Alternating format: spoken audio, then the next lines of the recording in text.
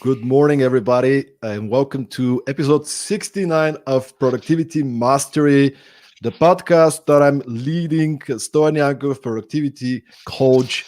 And I'm here to bring you some of the best, the most inspiring leaders, the best performance out there. And you guys today are going to have a little threat, not a little threat, you're going to have a great threat because I brought you one of the most impactful business leaders of our time, a living legend, Joe Foster, the founder of the legendary iconic brand Reebok. Everyone who's listening has some piece of clothes or sneakers, or maybe many. But I'm here with Joe Foster, and we're going to discover the story behind building this global brand. Joe, how are you this morning?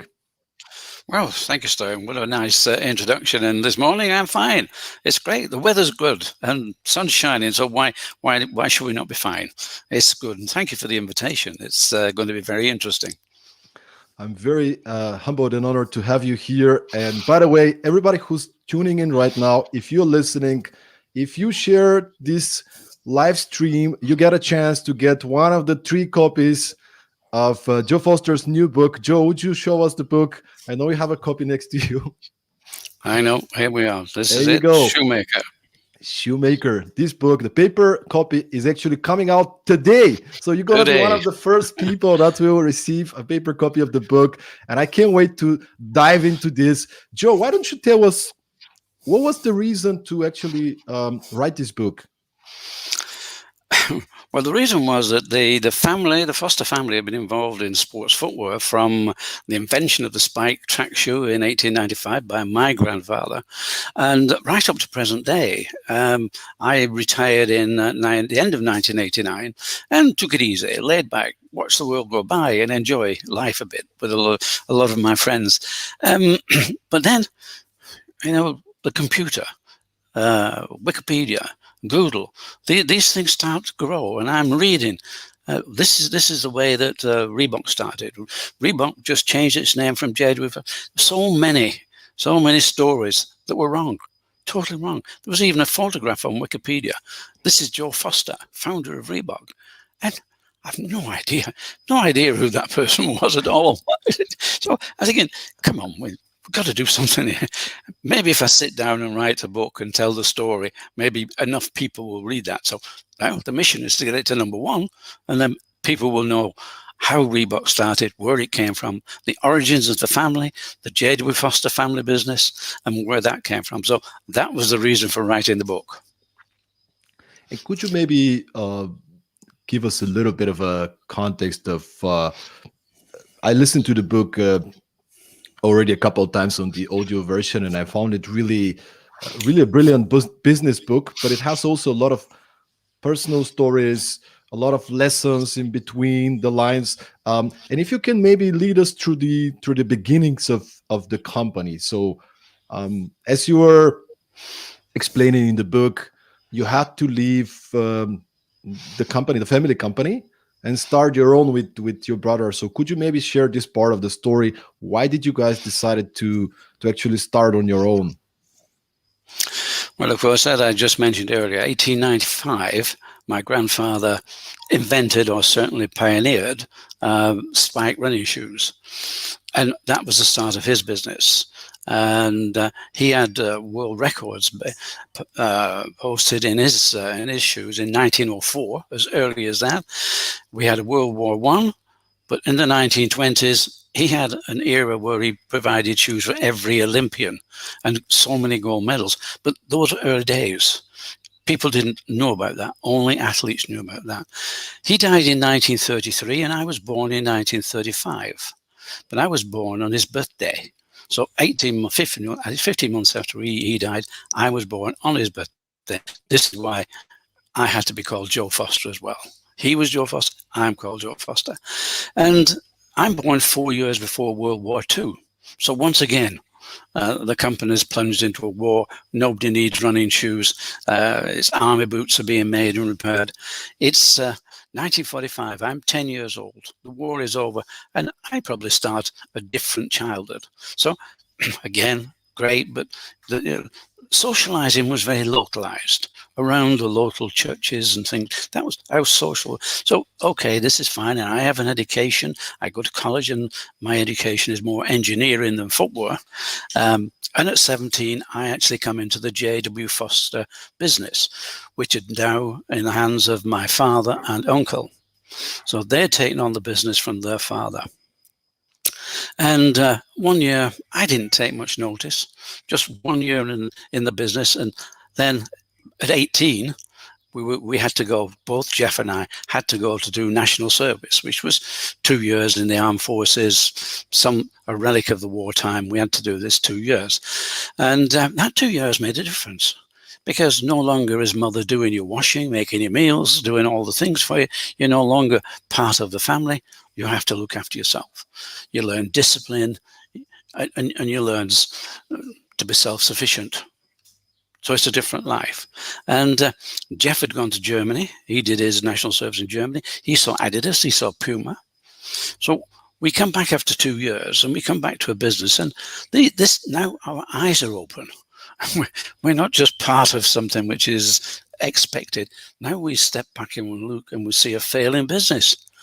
My father and uncle just didn't get on together. There was about 6 years between them, and they were feuding, a bit like Adi Dassler and Rudy Dassler. They feuded, but Rudy left and set up Puma. This didn't happen at Foster's. They just kept feuding and feuding. And I tried to talk to fathers. So I say, look, we've got to change. You've got to work together. We need a plan. We need to develop our business. It didn't work. My father would say to me, look, when I'm gone and Bill's gone, that was my uncle, when we're gone, it'll be your business. You can do what you like with it. And I'm saying, Dad, but we don't want you to go. That's not the plan. But this business will be dead long before you are. And it still didn't make any difference. So Jeff and I had to make plans, and we prepared ourselves. And in 1958, we left the business. We had to, in order to, our future, I suppose. And, I'm 23. Jeff is 25. What's to lose? We're not old, we're young. It doesn't matter. We're indestructible. We can do anything. So what? So we were young enough to do this. I know today, and I've known for many times, I look back on that time and think, oh, would you do it now? And no, you need to be young. You need to be young and take the risk. You can afford it and when you're young. So that's when we left the business, and that's why we left the business. We moved 6 miles away from the parent business and set up in the next town. And we set up as Mercury Sports Footwear. So that's why we set up our own business. And I just want to just stop here for a moment. And was it difficult to face your father and to share the news on, me and my brother, we are starting our own thing, and for the audience, maybe how did he take it, and how was this experience for you, trying to working for your father for many years, and now you have to tell him the news? Well, yes. I mean, why he didn't expect it, I don't know. Maybe he did. But I walked into the office on a Friday evening in November of 1958, and Jeff insisted I did it. That's why I got the blame for the whole thing. But I walked in and said, Dad, look, it's not working for us here. Nothing's happening. So Jeff and I are leaving the company. We're setting up on our own. He didn't seem to be listening. So I said, did you hear me? And he turned around and said, yeah. And he picked up a letter opener, which is like a sharp pointed knife, and walked towards me. And I'm wondering what's he going to do. But he turned it around and gave it to me and said, right, stab me now. And, the feeling is, no, this is not what it's about. It's about the future, not ending something. It's about the future. But I just took it off him, put it down on the table, turned around and walked out. I don't think we spoke for 2 years, but eventually we did get together again because he did realize, I think after 2 years, the foster business, my uncle had died and the foster business didn't continue. And he saw we were doing all right. We were doing good. I think he then realized that possibly he hadn't been thinking straight. But, both he and my uncle had gone through 2 world wars. And I wonder, had they got the spirit left? They're probably in the early 50s when World War II is over. And I'm thinking, did that take away their spirit? Is this why they didn't get on and couldn't see that they were now running a business, not just earning a living? Maybe. I don't know. I probably never will know, but it's probably a good thing I don't know that story. But Jeff and I, we set up our own small factory in Bury. And was it your ambition? In the book you're sharing that you've been having this drive and this ambition. Was it your ambition that was driving the process? Because as far as I remember, your brother Jeff, he was not as ambitious as you at the time. Well, I probably think he was as ambitious, but he wasn't as vocal. He didn't express it as much, and he would much rather I did the talking. So yes, I got the blame for it, but no, Jeff was absolutely 100% there, no question. But Jeff loved the factory. He just liked making shoes and doing the development work, processing them. So he loved that, and I guess that it was a good thing that I probably didn't like the idea of repetition, of making shoes, of just doing the same time and again. I did designing. I did most of our designing, and then I did the marketing and everything else that was needed in those early days until it slowly came down to I just really marketing the company and doing the advertising. And Jeff just run the factory, but we never had a bad word. Whatever, and I did some stupid things. I must have done a lot of stupid things, and but he tolerated that. he didn't worry. No, I think maybe that I'm away and we're not under each other's feet. A bit like father and uncle. They worked in the same space. We didn't work in the same space. So maybe that was a good reason why we never fell out. We never had a bad word. And but it did. In the early days, we did work together, and I'd probably work maybe 50% in the factory and 50% trying to build a business, and that separated. But Jeff loved the factory, and I did the rest. I love it. One of you is more the entrepreneur, seeing opportunities, being the visionary, doing the sales, and the other one is more like the artist, more like focused on the product, on the design, and having the natural tendency.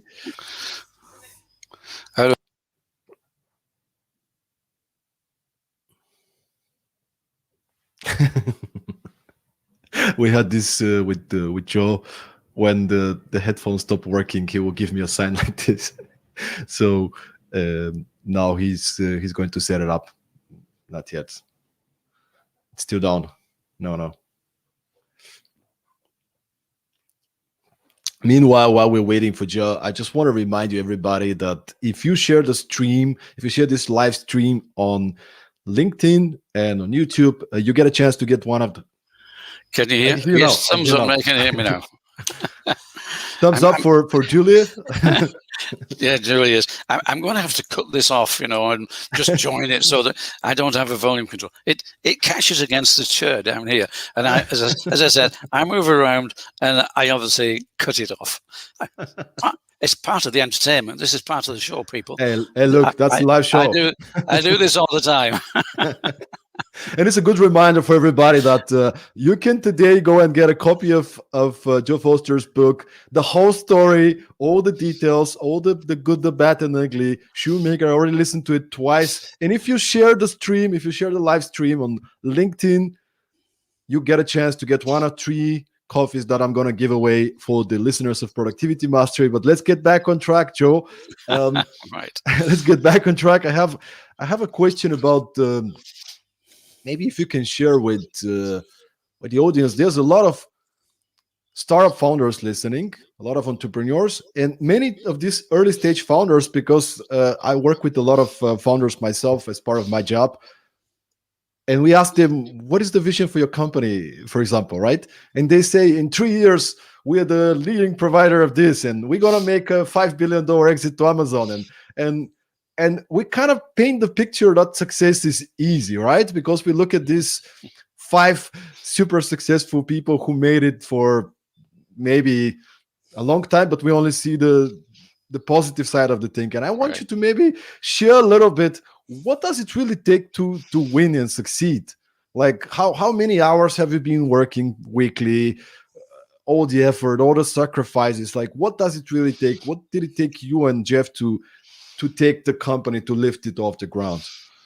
Well, I think when you are an entrepreneur and when you decide you're going to do something, you have to have a passion for it. You have to be in love with it. It's something that you're married to it. It's what you do, and the demand of that company, you just turn up. When it's demanded, you turn up, and whatever it is. And I like when you say people have this idea of in 3 years. I love making business plans. And why do I love making business plans? Because 3 months after I've made the business plan, I look at it and I say, why on earth did I think I'd do that 3 months ago? We're nowhere near that. And if you look at it after 12 months, by the way, 12 months is too late to look at your business plan again. You've got to look at it at least every 3 months, because you find out that you had this in mind. I'm going to do this, this, and this, and whatever happens, it hardly goes the way you're business planning. But the good thing about that is you know where you're going wrong. You know, if you're thinking one way and it's going another, start changing your thinking until you get more on track with your business plan. But don't worry about a business plan. Just put it down there, because that's your ambition, that's your drive, that's where your future is. And keeping your eyes closed and keeping down that track, which is probably the wrong track. So the business plan is good, but don't take too much notice. Be ready to change it. And as you were saying, what does a business? It takes everything, really. And well, we started in 1958, and it was 1979. We're 20 years on. It took 20 years of hard slog, lots of problems, before we got to a point where I got to the American market. The market I really wanted to get into, because that's the volume. That's where the numbers are. But it took 20 years of trying. It took 11 years of going to America, to the NSJ show, and turning up and trying to find a distributor. And I had at least 6 failures. And I can probably write them down, from Clifford Severn to somebody called Parnell, Graham Parnell. I had a number of attempts. And Shu Lang, he's in my book, pretty seriously. I learned an awful lot with, I think we tried for about 3 years using Shu Lang. And he tried very hard, and we exchanged letters. Some of those letters are incredible. This is going wrong, this is going wrong, and then, wow, this is good. But it was such an up and down story. But it took a long time. So you've got to be ready for the long run. I think now people, in fact, when they start out in business, they always look for what is the end game, for how they can finish it and get out. But that seems to be part of a business. I think when Jeff and I started the business, is how do we make the company successful? Not how do we get out? What are our ambitions? And they were never to be the number one sports brand. But we did get to the number one sports brand. But that was never our initial ambition. I think initially it was, how do we make a living? How can we sort of do better than our parents? And then you gain a little bit sort of experience, and you think, we can go better. And so gradually you get the feel and you get the confidence that, yes, we can take this further. Yes, we must take it further. And I had so many experiences in those days. We didn't have computers. We didn't have mobile phones. All I had was a handful of American Express travelers checks, and I'd jump on a plane and go somewhere, usually to the exhibitions, and then I made acquaintances, and then I'd have to go off and see them. So it's building uh, relationships with people, and in a lot of ways, building those relationships are really important. I had one in the early days with a man called John Willie Johnson, who had a rather large footwear factory about 15 miles away from where we'd set up. And that guy was so helpful. In those days, all the shoe industry was moving to the Far East. And so there were a lot of companies going out of business, and they had auctions. We used to go to the auctions because they're auctioning off the machinery. And that's where I met him. And we developed a great relationship. And he had a lot of machinery. And I saw one in his warehouse. John, I could do with that machine. And I said, can I buy it? He said, no. I said, oh, can I rent it then? He said, no. Oh, okay, John. He said, you can have it. Oh, right. He said, give it me back when you're finished with it. Okay, John. And not only did he give me the machine, his men, his team brought it down, fixed it into our factory, set it up. Those are the sort of relationships you need, that sort of association. And I was able to build a number of those that when we needed help, it's not somebody saying, well, that will cost you £1,000. No, it was given. And we needed that so much in those early days. So relationships, persistence. When you're small and you can't afford things, you need help, and you need the guidance of those people to help you along the road. But you've got to keep going. And Joe, you mentioned building relationships.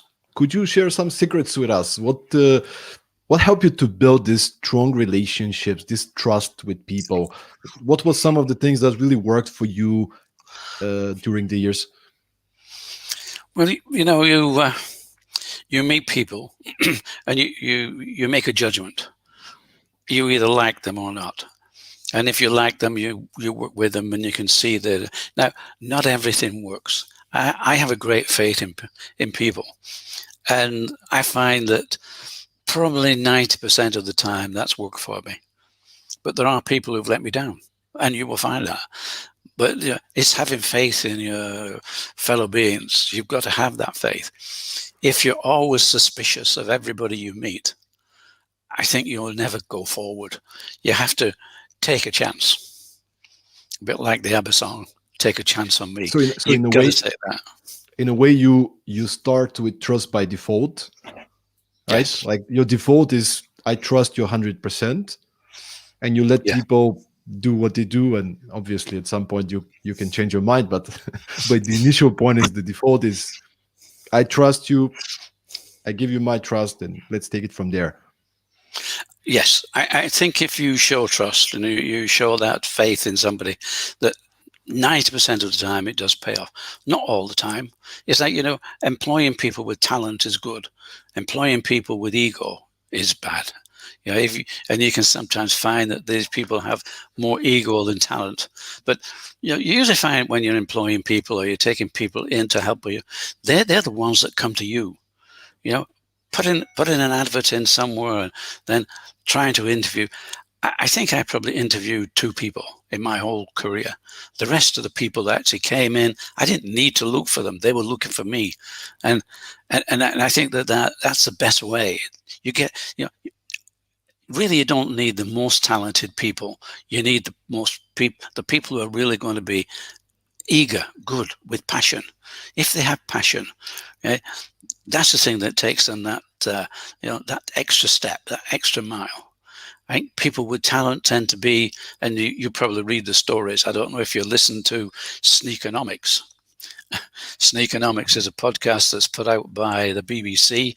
I think you can find it on Twitter. On Spotify, you can find it. And iTunes. It's an incredible. There's about 9 episodes. I'm in 2.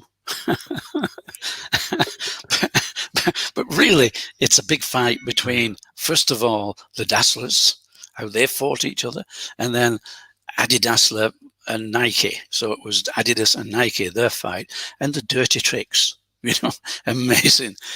It's well worth a listen if you're very interested in what builds a business and how the sports business has been built into what is now a 50 billion business between Adidas, Nike, and a few other people. So, it's incredible, and the people. You get to pick up on some of the real loyal people, some of the talented people, but how loyal they are. And this is what you experience when as your company gets bigger.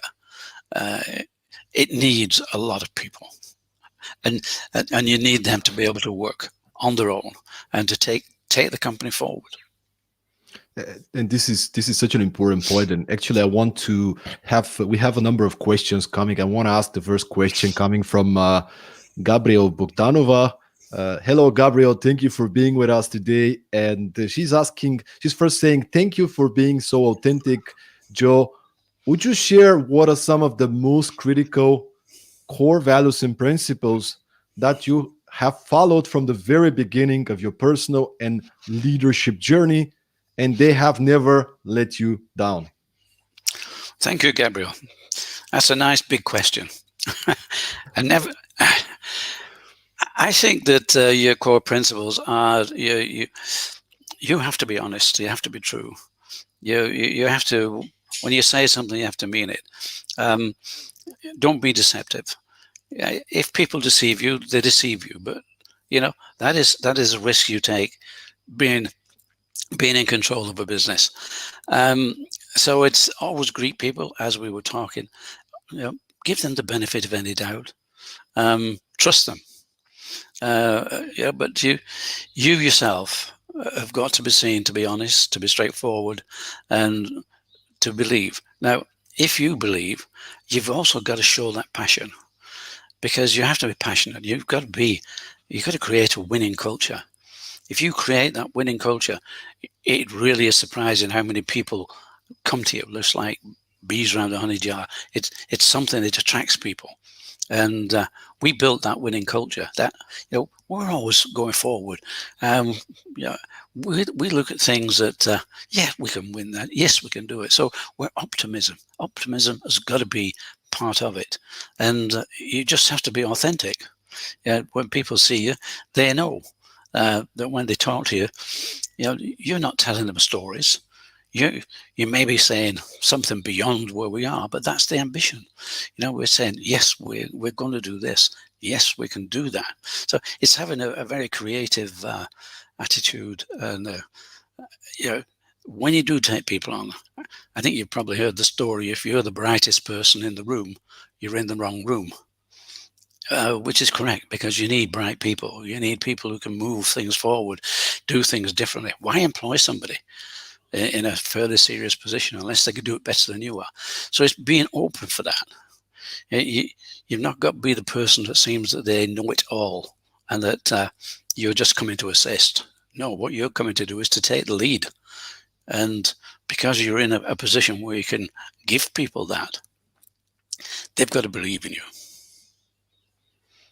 Gabriel, I hope you enjoyed this answer. And I want to stay on the topic, Joe. As I showed you before the podcast, we just finished and published our own book recently with my co-author, which is actually on the topic that you just discussed, right. The unsexy truth about startup success. Yes. We talk too much about the shiny stuff. But one of the things I'm really excited about, we talk a lot about in the book. We interviewed over 50 people, founders, entrepreneurs, and many of them shared a similar thing. Specifically, I remember now the founder and CEO of a company called Miro, which is now this whiteboard company, right, growing really steadily. What he said is, day one is the right time to start talking about values and defining the culture within the team. Sort of like designing the culture by intention as opposed to letting the culture evolve. I'm actually curious to hear what's your take on that, because you said it a few times already. It's about the people we attract, people who have this winning attitude, people who have share the same values. But how did you guys define the culture and define the values in the early days so you can afterwards attract people who are aligned with the same type of values and way of doing things? Well, I think in our very early days, of course, there were just two of us. We're trying to build a business, so we're looking at really succeeding. So success is the first thing. So we need to win, and that need to win means you don't win everything, but the next race we're going to win, and we're going to improve. So it's personal improvement. It's improving our business. It's relating to our business. It's I used to go out in a car to sell. I went round to the local sports stores.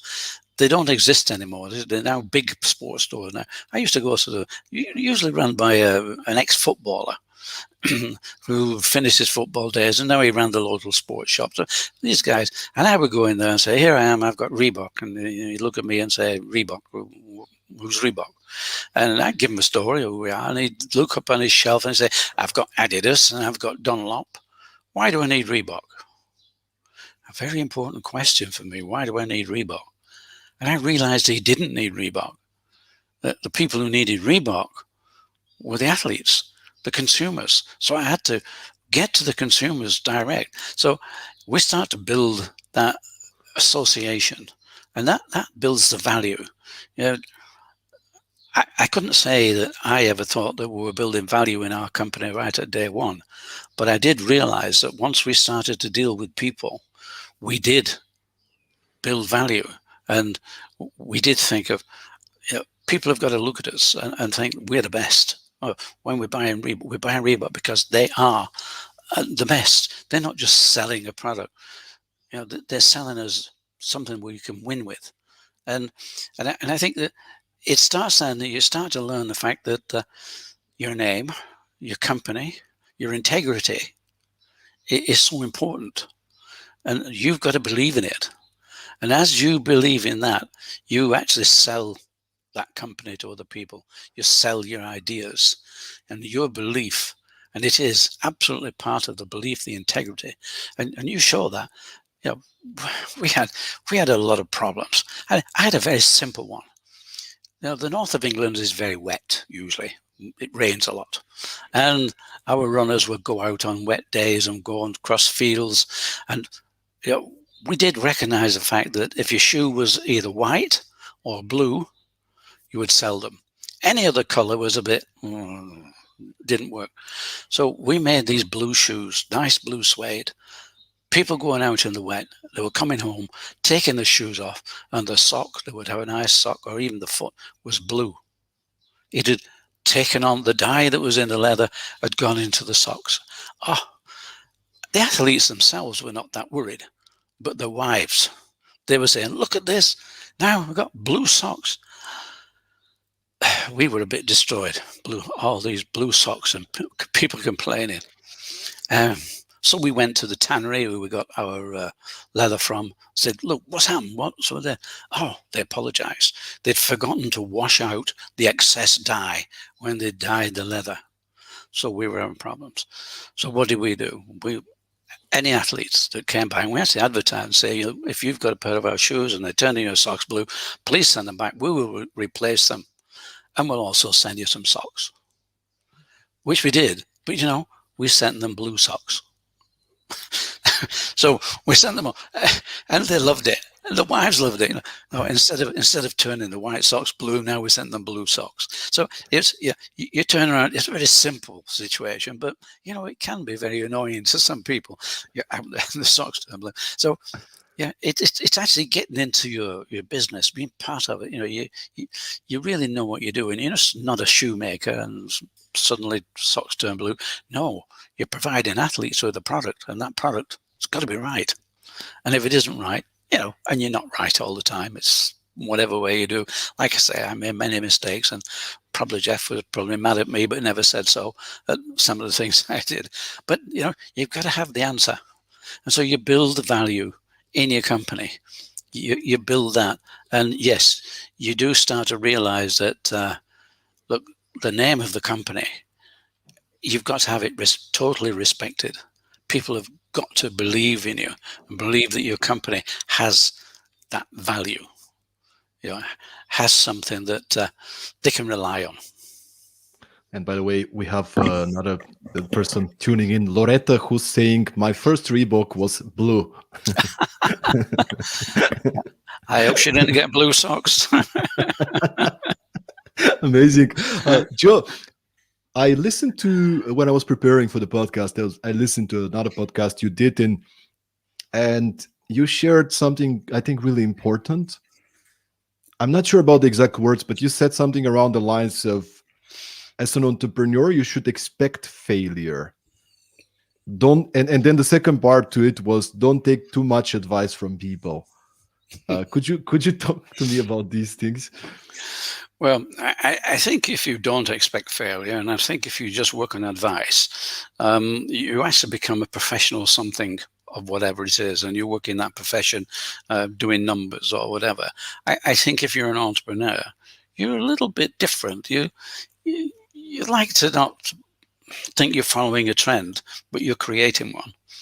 And to create something, somebody who knows how to create a trend isn't going to tell you how to create a trend. They're going to tell you the problems of doing things. So you've got to have belief. Just have belief. And, whilst you're not looking to fail, just be prepared. The things will happen. You could fail. You'll certainly have a lot of problems on the road. If you don't have problems, then goodness me, I don't know where and how you manage to do that. But yeah, some people maybe, and also as you develop, you forget your problems. This is the good thing about being an entrepreneur and being an optimist. The problems disappear at the time when you face them. And as I said, when going to America, I failed at least 6 times. I had to pull back and start again. Fortunately, it wasn't the business that failed. It was just the attempts to get into America. But yes, accept failure and don't listen to too much advice.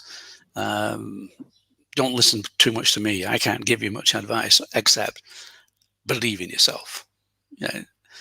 Believe in yourself. And if you've got the passion, you'll get there, because it's passion that wins. The talent, you'll find the talent, you'll find the product, but you need a product you can believe in. We didn't invent. Well, maybe my grandfather invented the spike running shoe, but we didn't invent that much. We did a few little sort of nice touches which were different than others. And you bring out later on when we were quite big, the pump. I mean, that I think is a fantastic innovation, but it's more of an innovation than an invention, because we're just pumping air, and everybody's been blowing tires up on the cars for centuries almost. So you're not really inventing; you're just using, you're just adapting. So the thing is, what you do invent and what you do create is belief. People believe that you've got a product. We were not the fanciest product in the world when we were starting off. But our product worked. It worked. It did its job. And people says, "Oh, this is falling apart." No, they worked. They may not have been the prettiest of shoes, although I believe they were. But but above and beyond that, they worked. I believed in it, and if you believe in it yourself, so it is the most important thing. Is don't worry about failure. Put it in your mind that this may not work, but we won't have a go at it. But believe in it, and if you can sell the passion that you have, you'll find out that the failures just drop away. And you persuade somebody this is not a failure. We can make it. I had a client once. He was a startup founder, and he came to me and he was really concerned, and he was like, "Stoyan, how do I motivate people who are consistently underpaid?" like because when you start a company, right, when you start a startup, usually you cannot afford to pay what the corporates are going to. So the passion that you're talking about, the passion, the purpose, the bigger picture, the vision. And another person who actually we featured in the book, she said she's the CEO of Thunderbeam, and she said, as a CEO, you are the chief motivation officer. Like Absolutely. every day you gotta be there, and no matter how bad things are, you cannot play the victim, right? You Right. Yeah. you need to shield your team and be there for them. So, but Joe, one thing I haven't asked you yet, I'm super curious. I know the story a little bit, but I'm sure many of the audience don't know the story. How did you came up with the name Reebok? Yeah, well, it was quite early on in our time. We started, as I mentioned earlier, we started Mercury Sports Footwear, and we were probably 18 months, 2 years into our business. And yes, we were doing nicely, thank you. We were actually making money, selling shoes, and a good job. And our accountant, he came and said, Joe, you're doing quite nicely. You better register your name. Well, I'm sorry, we're a bit young. Like, why do we need to register a name? Being naive on this, we're making sport. Well, you're saying you'll find that if you're making a good job, somebody might start copying you, making Mercury shoes. Oh, right. Okay. And then if they start making Mercury shoes, you're going to have to go to court. You're going to have to sit down there and prove that you own the name because you started off with that. And that's going to cost you money. People can take you to court and say, no, because big companies can decide they just like to copy something just to make money. Okay, so what do? Well, you go to the registrar and register Mercury. Of course, went to the registrar, and what do we find? Mercury is already registered. We couldn't own it. Well, we could. They offered it to us for £1,000. I think it was British Shoe Corporation, and they weren't using it. They just had it registered. So, well, we couldn't afford £1,000 to buy it. So I went to see a patent agent in Manchester, the biggest local city. And it's a day in May, and he had his window open, and he said, "So you can't buy Mercury, you've not got the money." So he said, "Bring me a new one." And he pointed through the window and to a sign, Kodak. I said, "Well, what's with Kodak?" And he said, "Well, it's invented. It means nothing." So they made it up. It's their name. That's the ones. They're the ones easiest to register. Okay, he said, "But don't bring me one name. We've got to put a few through the register." He said, "One at a time, and you'll find it's 12 months before you've got anywhere if you're doing these ones.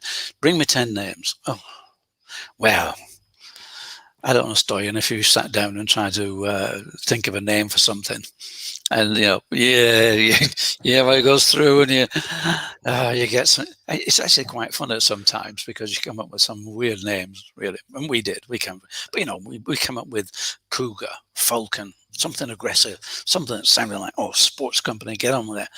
But I'll take you back during the war in 1943. I'm 8 years old, and I go to a local event and I win a race. I think it was 60 meters, something like that. And I go up to get my prize. I'm 8 years old. I go up to get my prize. And what is it? It's a dictionary. And I'm sort of, where's the football? What, a dictionary? I'm 8 years old, and they give me a dictionary. And more than that, it was an American dictionary. Oh. In fact, Sneakernomics, episode 2, they've dramatized that, and it's funny. You should read it. I found it funny too. It's an American dictionary. Why? Anyway, what do we do with it? What do we do with it? Yeah. Move forward to 1960, and we're looking for a new name. And I pick up my American dictionary. I like the letter R. I thought, let's have a look at letter. So I open it up at letter R, and I'm thumbing through the pages from letter R. It doesn't take long to get to R-E. And it's R-E-E-B-O-K. Oh, Reebok. That sounds good. What is it? It's a small South African gazelle. Gazelle? Oh. Now we're talking. That sounds like a sports company to me. Reebok. Took it to the agent with the rest of the names, and it was the only one that came out that we could use. Reebok. And the only objection the registrar had, we have to put you in Part B, he said, because if anybody comes to us and said we're making shoes out of Reebok skin, we can't stop them.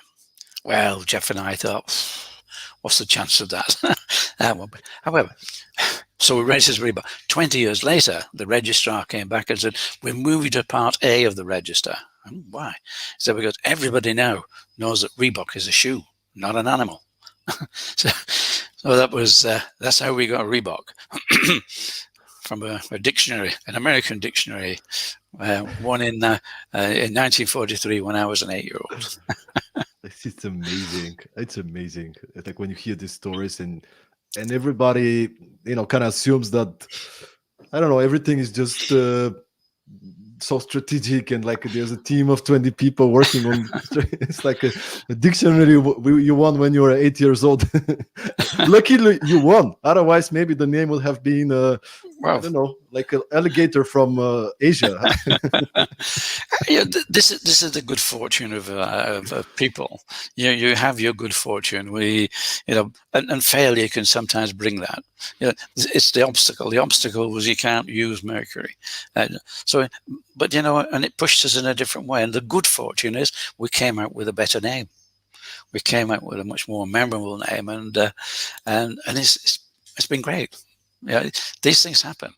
Adidas telling us we can't use our 2 stripes and T-bar. No, so we come up with a different one, a vector, and it's and there are many stories. It's like I don't know if you picked up on the window box that we put into our side stripe. We had the Reebok and the Union Jack in. That came out because I was driving a Saab car at the time. And I got on well with the guy with the Saab garage in Manchester. And Saab was sponsoring Sebastian Coe, Seb Coe. We all know now he's head of the IAF, and but he was a Nike man, and they wanted me to make a shoe for Seb Coe, and I said, come on, he's Nike. We can't make him a Reebok shoe. He said, well, can you make one with Saab? Can we put Saab on? I said, oh, maybe. He went to his office, came out with some Saab labels they put on clothing. I said, can you use these? I said, give it to me and I'll see. I'm driving back and I think, how can I use this? And I thought, well, maybe if I cut a square out of the side stripe and put the Saab thing underneath, maybe we can do that. Wow, it worked. It worked really well. The next thing, I'm on the telephone to the people who supply our labels. I need a label. Tell them exactly what I wanted, and that's how the window on the Reebok shoes came out, because somebody asked me to make a shoe for Seb Coe. So all these little things, we wouldn't have done it otherwise. We'd have been like everybody else, and gold foil stamped all the time, just stamp it on the side. But it made that little difference, especially when we went to aerobics, because it was an all white shoe with just this little window box and the color in that, and the women loved that. Just loved it. Beautiful. And you mentioned Nike, and I'm actually curious, what was your relationship with your competitors? Like, did you meet the leaders from Nike, from Adidas, from the other brands, or like, was it this friendly competition, or were there a lot of what do you call it, like kicks under the table, and like, what was the relationship you guys have? Well, if you listen to Sneakernomics, you'll find out what relationships were. However, not for me. We used to sneak on the Adidas stand at the exhibition shows. We used to sneak on there. One of our retailers would take us in as part of his outfit, and we used to do that. And in the fairly early days, whilst Phil Knight was still Blue Ribbon, they were just starting to make Nike shoes. I never met Phil Knight, but I met Jeff Johnson. And Jeff Johnson, if you've read all the books, he was the one that came up with the word Nike. He was really the inspiration behind the brand. Phil Knight, he was an accountant. Bill Boorman, he was a very respected coach. And so that's where the energy came from. But it was Jeff Johnson who was the ideas man. And we had a long conversation, great conversation, and it was great. And I knew if I met him any time, whilst we were growing Reebok and Nike, if I met him at any time, I could have a good, pleasant chat. It was a nice chat. So yes, a lot of underhand sort of things went on. I met Horst Dassler once. I never met Adi Dassler. Only that once, but Horst, he was probably the most deceptive, and he sort of had a way of growing the brand. And again, Sneakernomics, you learn a lot about that with that. But I found most of the time that the people I met in, whether it be Adidas or Nike or other brands, it was always nice to speak. Joe Davis of New Balance, what was his first name? I've forgotten his first name. But, we used to have a chat. Yeah, how are things going? So I think there were a lot of underhand things maybe went on some fairly suspicious events, but by and large, for me, no. I got on very well, and we had just nice, lengthy discussions. Beautiful. And I just want to remind everybody who's listening, who's watching us live, the new book of Joe Foster, Shoemaker, is out right now. Joe, maybe you can show it again. Here we go, Shoemaker is Shoemaker. out. And it's you can get a copy at this webpage, jwfosterheritage.com. And if you share this live stream, we're going to check it out, and we're going to give away 3 books. Productivity Mastery Podcast going to give away 3 signed copies of the book, which we just arranged with Joe. So make sure to share the stream. And if not, obviously, go get a copy. The book is excellent. The book is amazing. I listened to it twice. One of my favorite business books to date. I'm not just making it up. It's a really, really humble, really practical, lots of personal stories, leadership lessons in between the lines. And I think we can now take a few more questions, because the audience has been really, really excited about having you here, Joe. Veselin Tonov is having a question for you. The question is, how did you make decisions regarding marketing in order to keep the message fresh and up to date, but still in alignment with the core values of the brand and without making a compromise with its identity?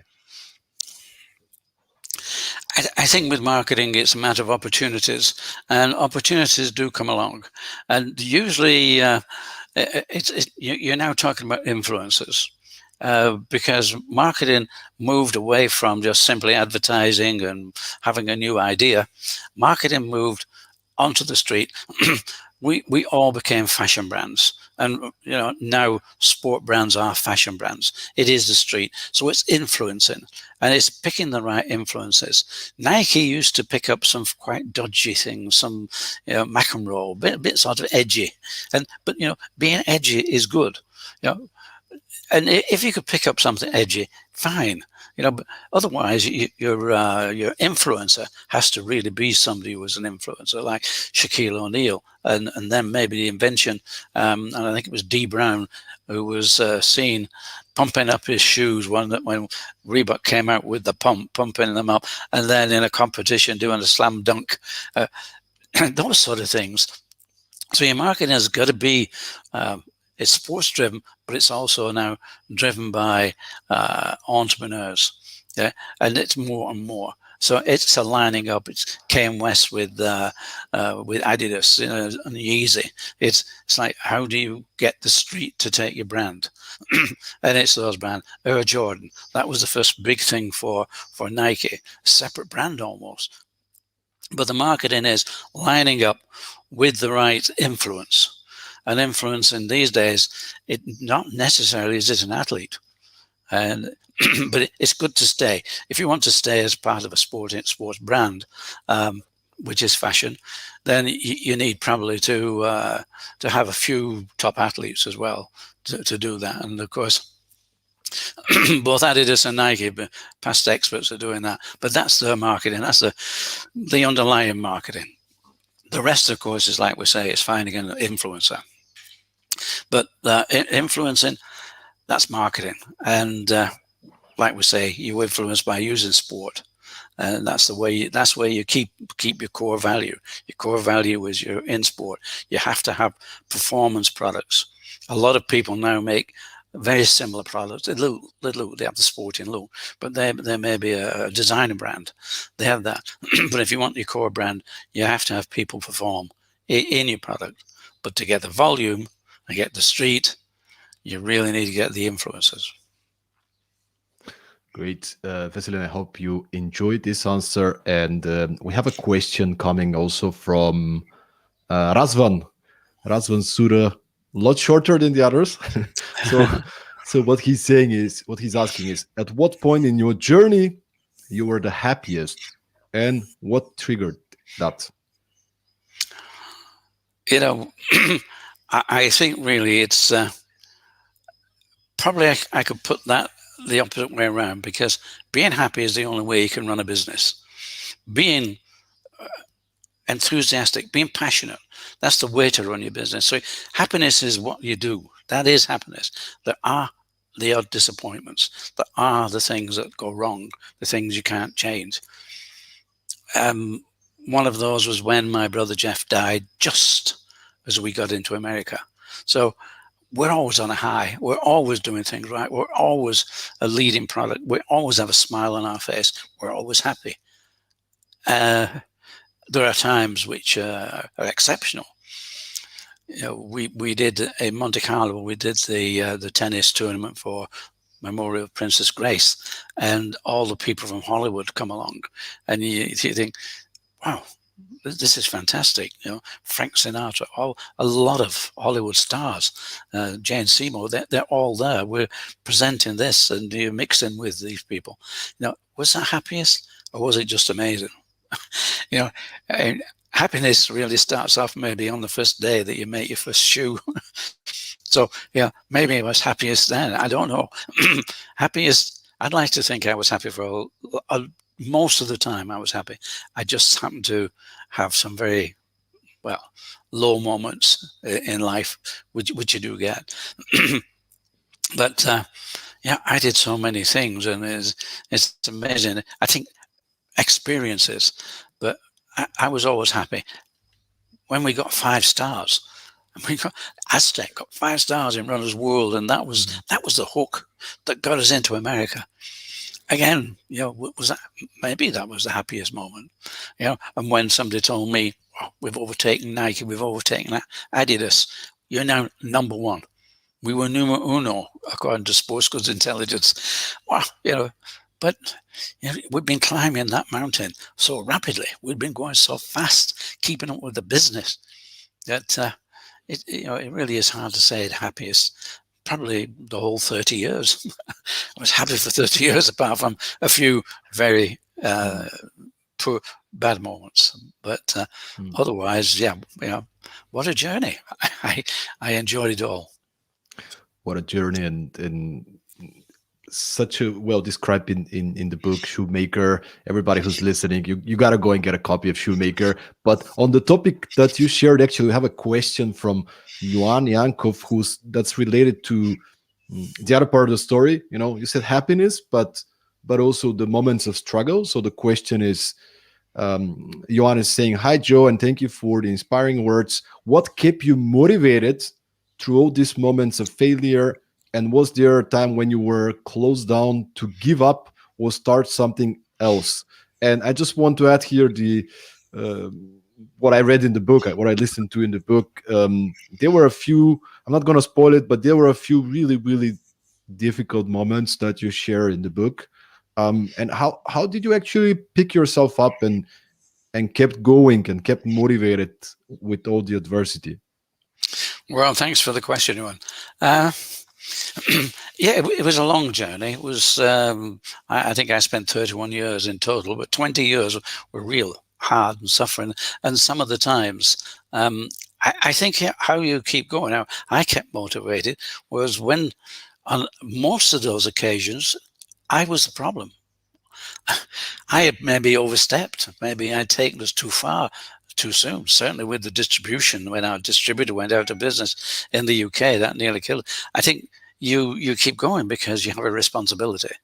We had a team, we had people, we had things to do. You don't give up. No, and it's looking at some of these real problems as more of just something to get around, just something in the way. It's the ambition is to keep going forward, and if you keep pushing the door, keep pushing for things, you will find that sometimes the door opens onto a precipice. Sometimes you could fall off, and it's dangerous. But you can't stop pushing. So I think what keeps you going is to know that we didn't fail on everything. Okay, this is a bad one. I nearly put us out of business at one time, but on making the decision, it was the right decision at the time. Events happened to change it, and it turned out to be not a good decision. But then again, the changes, I was even able to turn around and go to the reason why we changed and the people who were involved, and that helped. So there's something. If you're honest, again, like I say, if you have integrity, I think that with that integrity, you know full well that whatever the mistake is, whatever the problem. And yeah, I can say that lots of things because maybe I was over eager, over energized to do it, get on with it, to jump on the next plane to get whatever. I think when you are an entrepreneur, you become over eager to do things. Maybe you see an opportunity and maybe you don't see the trap. But that's what we were saying before. Don't listen to too much advice, because if you saw the trap before doing it, you wouldn't do it. And doing it, yeah, maybe at the time it was a problem and failure. But again, you learn something. It's another lesson in life. And it's another way of moving forward. So always it's a matter of moving forward. And the motivation comes from inside. Plus the fact that people look at you and they're looking you for guidance. They think, oh, Joe, find an answer. You think, wow, do people believe that? Take a deep breath and get on with it. Beautiful. Joe, I hope you have 5 more minutes. We have another Definitely. question. Yes. Yep. Beautiful. So Daria is having a question. Daria Naidenova, and it's first of all, she says, "Thank you for the super inspiring and interesting words, Joe. I'm curious, what is your personal trait that helped you the most to achieve everything you have until now?" I think for me, it's understanding what goes on around. I think that if you listen to the noise, you hear the answers. There's a lot of noise goes on around. If you try to be the one who pushes everything, you're not listening, you're not picking up on the people who know a lot more than you do, and how you can use that. So I think it's being, while I say in the early days, don't listen to too much advice. Listen to what's going on around you. It's different. It's not advice. This is listening to the noise. Now, where do you move? We went to America, and I knew it needed an American to really make that work. So Paul Fireman made that work. Not good me just saying, right, I'm here now. I'm in America. I'm going to run this up. No. Paul Fireman, an American, he needed to run the operation, and he did successfully. I went on building the distribution, and I can say it's good that you can listen to things, especially when you get in that position that you can be an influencer yourself. You're influencing the company, but listen to the other people around, because I knew in 1989 when I got out of the business, we were $4 billion business nearly. Yeah, that's up to, we had a dozen lawyers, a dozen accountants, and people in between doing everything. The challenge at that point had gone. It needed somebody else. It needed a Paul Fireman to take it that next step. So it's know your limitations, and just say, well, there are so many people now that I don't need to influence. But it's funny, even though I retired, the telephone calls kept coming. Joe, what happened here? Can you come across? And yeah, so I've always kept that relationship and association with the brand. And again, we asked, why do you write a book? Well, you write a book because a lot of opinions, start taking the brand in came from so many different directions. It has a really good history, and as you've seen in the book, I think it's a good story. I enjoyed writing it, and I hope people learn that it's very simple. It's integrity. It's making sure that you're there to be talked to. It's like when you put somebody on and somebody's doing a job with it, you get on with that, and don't bring me your problems. And I didn't want people to bring me the problems.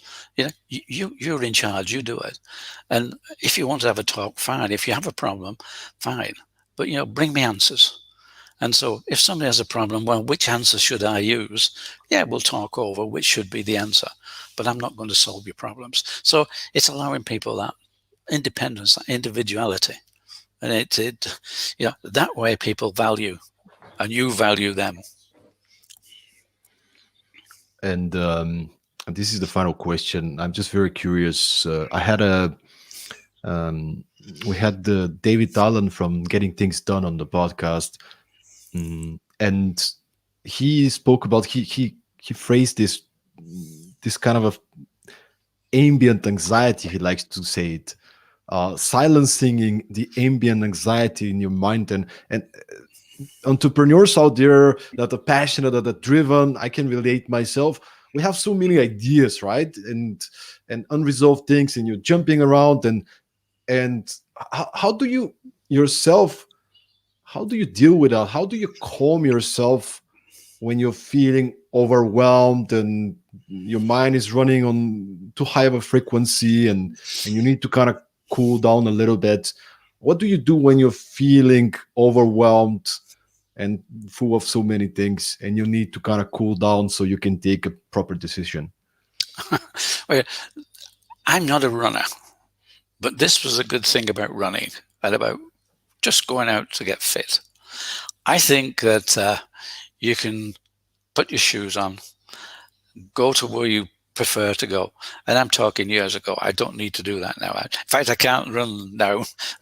But I used to be able to run maybe 4 or 5 miles. And you end when you just run, your mind goes wherever, it just drifts. And you get to the end of the run, and sometimes think, oh, where have I been? I don't remember, because your mind is just released. And during that time, you get to the point where you say, well, why?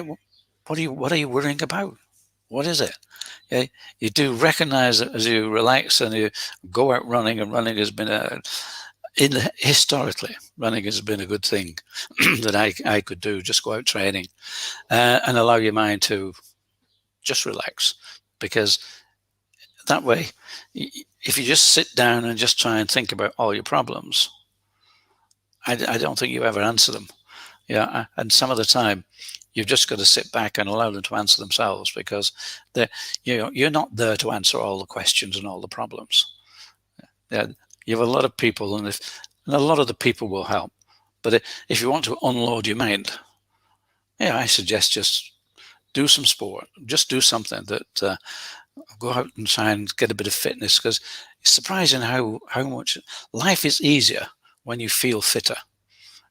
You might have to get fit for doing an event, but if you feel fitter, life is much easier. Yeah, you're breathing better, you're feeling better, and if you feel good, so exercise. And I guess really my exercise is good. It lets you relax. It's crazy how sometimes you're so much in your head with your problems, and then you go for a run or go for a walk, and you come back and it is completely different place where you see the problem from, and the frequency of your mind is in a different place that you can actually take, find solutions and so on. Thank you so much, Joe, for sharing this. I want to ask you just the sort of like the final thing. There's many people watching now, listening right now, excited to hear more about the book. So could we remind them, where can they find the book, which is actually coming out today? The paperback is coming out today. Maybe for the last time, Joe, you can show us the copy of the book. And I can indeed. I can show you a copy of the book. Here it is. Here And it is. if you have Amazon, you can get it from Amazon, or go onto our website, which is www.jwfosterheritage.com. And you can even arrange to have a signed copy. So that we can do. There you go, guys. And it comes out today. The book is brilliant. You should definitely get a copy. Get one for your team. Get one for your business partners. It's a book filled with personal lessons, professional lessons, leadership advice, and the real story. Not the story that you're going to find online on Wikipedia or somewhere else, but the real story of how Joe built with his brother this iconic global brand. Thank you so much for everybody for being with us, for listening to this podcast. And of course, thank you, Joe, for making the time, for sharing from the heart, and being with us today. It's a pleasure, Stoyan. And we like the right stories to be learned about a product like Reebok. We like people to understand. So the book is there. And thank you very much for giving me the opportunity to say, please, go buy it. Let's get it to number one. Let's get it to number one, guys. Share the book, share the link, not just buy the book, share a link to the book, send it to 3 of your friends, and let's make this book a global iconic brand as was, and it is the brand of Reebok. So thanks to everybody for watching and for listening to the podcast, and see you again at the next episode of Productivity Mastery Podcast. Bye-bye.